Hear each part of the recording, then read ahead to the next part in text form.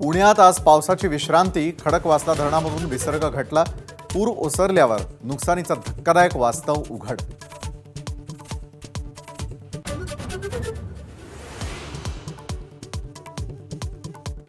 मुंबईमध्ये पहाटेपासून पावसाची विश्रांती। आज मुंबईमधल्या शाळांना सुट्टी नाही। रेल्वे रस्ते वाहतूक तुर्तास सुरळीत।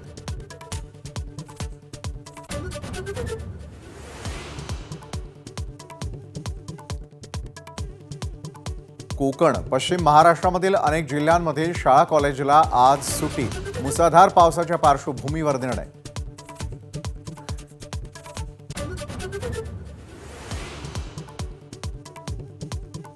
सांगली जिल्ह्यामध्ये कृष्णा आणि वारणा नदीला पूरस्थिती। कर्नाळ रस्ता पाण्याखाली। पलूस तालुक्यामधल्या काही गावांचा संपर्क तुटला। कोयना धरणामधून 20,000 क्युसेकनं विसर्ग सुरूच।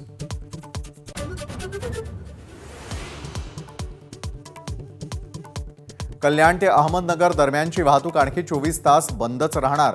रायते पुलावरचा रस्ता आणि संरक्षक लोखंडी जाळी गेली वाहून।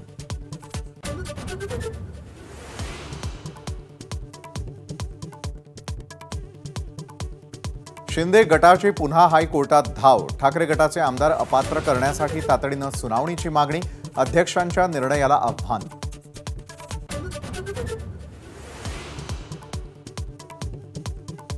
शिखर बँक घोटाळ्यामध्ये उपमुख्यमंत्री अजित पवारांच्या अडचणीत पुन्हा वाढ। 2 क्लोजर रिपोर्ट निषेध याचिकांवर 31 ऑगस्टपासून एकत्रित सुनावणी।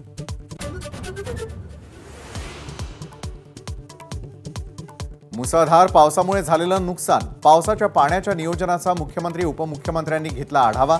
आज दुपारी मुख्यमंत्री नीती आयोगाच्या बैठकीसाठी दिल्लीला जाणार।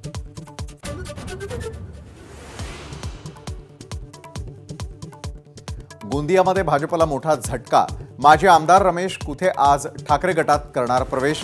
पक्ष प्रवेशावेळी दिलेली आश्वासनं भाजपनं पूर्ण न केल्याचा कुथेंचा आरोप।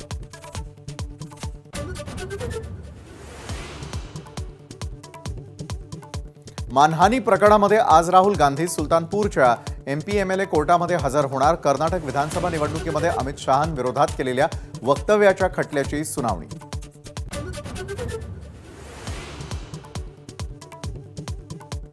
नाशिक संभाजीनगर सोलापुरामध्ये तातडीनं कांद्याची महाबँक।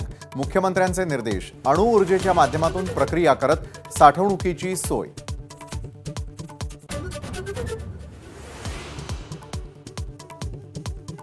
कारगिल विजय दिवसाचा आज 25वा वर्धापन दिन। कारगिल युद्ध स्मारकाला भेट देऊन पंतप्रधान मोदी वाहणार शहीदांना आदरांजली।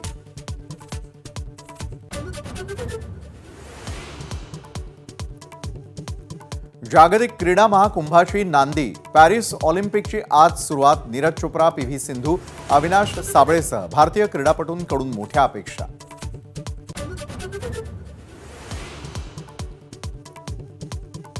गणेशोत्सवाला कोकणात जाणाऱ्यांसाठी पश्चिम रेल्वेचा दिलासा। कोकण रेल्वे मार्गावर आणखी 6 विशेष गाड्या रविवारपासून आरक्षण।